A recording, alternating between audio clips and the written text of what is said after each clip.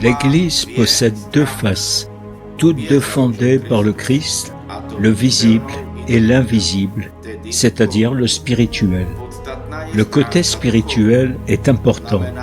Il signifie une union intérieure avec le Christ par la foi apostolique. Il ne suffit pas d'être membre de la structure visible de l'Église pour être sauvé. Les sacrements d'un évêque ou d'un prêtre apostat sont invalides parce que, premièrement, il n'est pas dans l'Église du Christ et il n'est pas uni au Christ. Et, deuxièmement, il n'a pas l'Esprit du Christ et, sans le Saint-Esprit, les sacrements n'existent pas.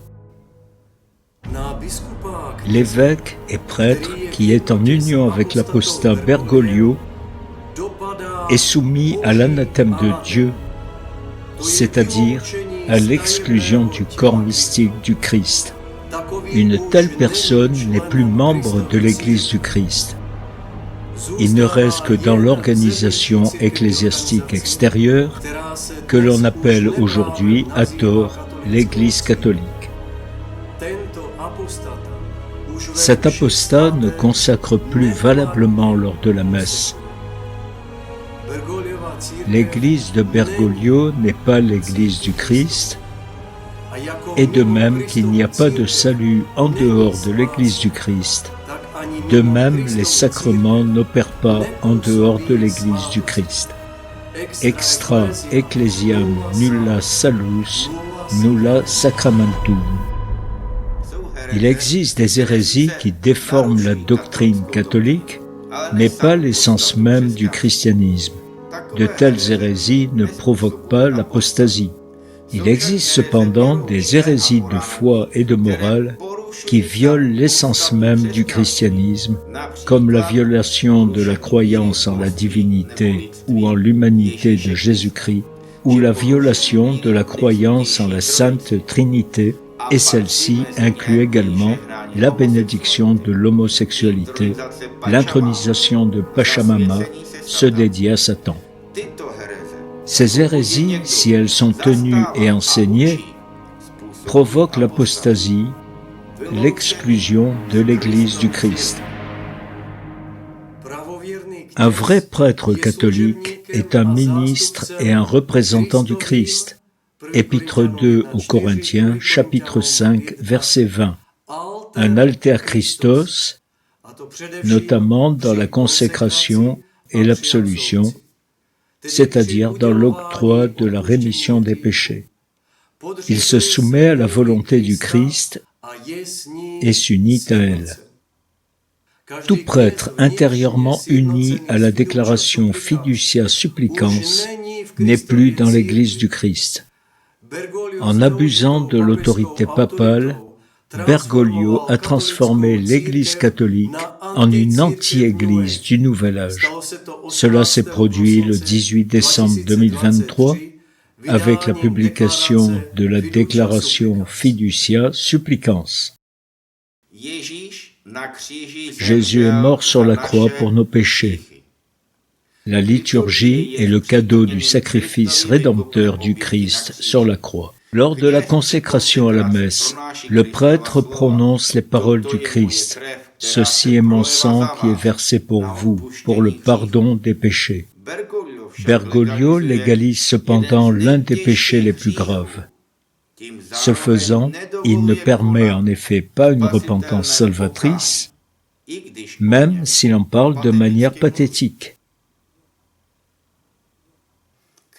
Un prêtre uni à cet anti-évangile sodomite ne peut consacrer de façon valable. Le jour de sa résurrection, Jésus a dit aux apôtres « Prêchez la repentance pour le pardon des péchés ». Bergoglio boycotte à la fois le péché et le repentir. Ce faux pape s'est consacré à Satan sous la direction d'un sorcier au Canada en tant que précédent.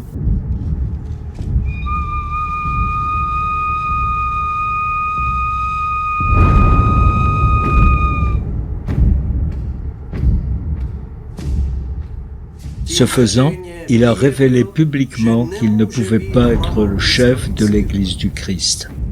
Un apostat est une branche qui a été coupée du tronc qui est le Christ. Un pécheur n'est qu'une branche sèche et morte, mais toujours reliée au tronc. Ces sacrements sont donc valables ex opere operato. Un apostat, en revanche, s'est séparé du Christ et sert l'Antéchrist. En recevant un anti-évangile sodomite, il a renoncé au Christ. Lorsqu'il administre les soi-disant sacrements, un tel évêque ou prêtre n'est plus un serviteur ou un représentant du Christ, mais un serviteur et un représentant de l'Antéchrist. Le 18 décembre 2023, avec la transformation de l'église de Bergoglio, tous les évêques et prêtres de la structure de l'église sont passés sous la direction de sa secte. Pourtant, de nombreux évêques et prêtres dans le monde ne sont pas d'accord avec Georges Bergoglio et sa secte.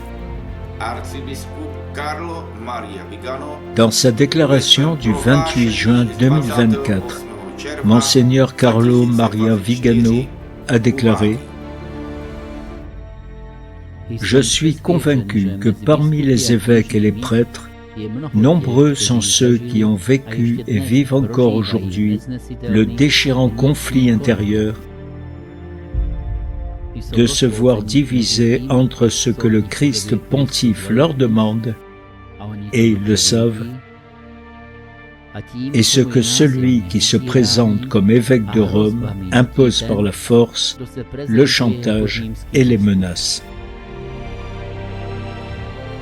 Aujourd'hui, il est plus que jamais nécessaire pour nous, pasteurs, de nous réveiller de notre sommeil.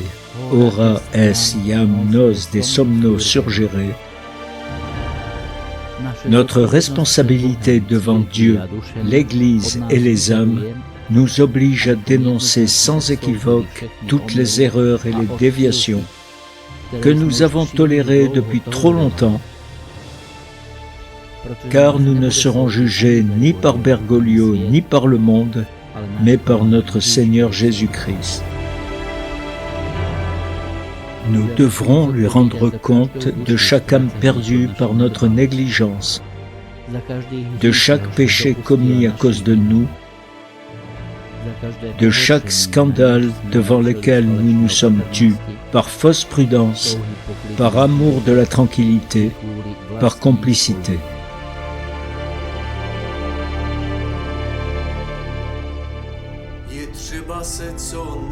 Il faut s'unir au plus vite et se séparer de la secte de Bergoglio par diocèse entier. Dans l'anti-église de Bergoglio, la liturgie a perdu son sens et a de plus l'effet inverse. Les catholiques sont maintenus dans une sorte d'inertie pour accomplir leur devoir dominical, pour ainsi dire, et sont ainsi entraînés sous l'anathème et les ténèbres de cette malédiction. Épître aux Galates, chapitre 1, versets 8 et 9. Il est donc préférable pour un croyant de ne plus assister à de telles liturgies. Elles sont effectuées à son détriment spirituel.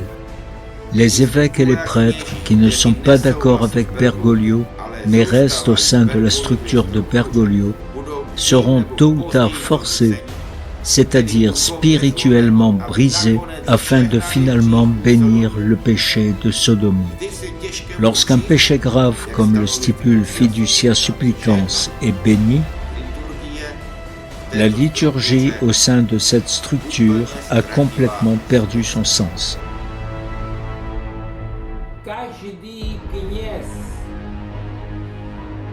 Tout prêtre diocésain ou religieux, qu'il soit dominicain, franciscain ou membre de la fraternité Saint-Pédis ou Saint-Pierre, et tout évêque, qu'il soit diocésain, auxiliaire ou émérite,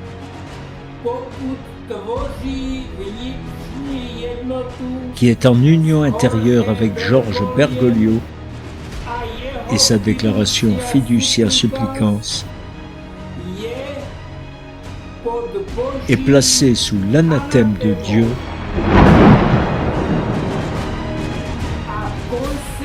et consacre de façon invalide.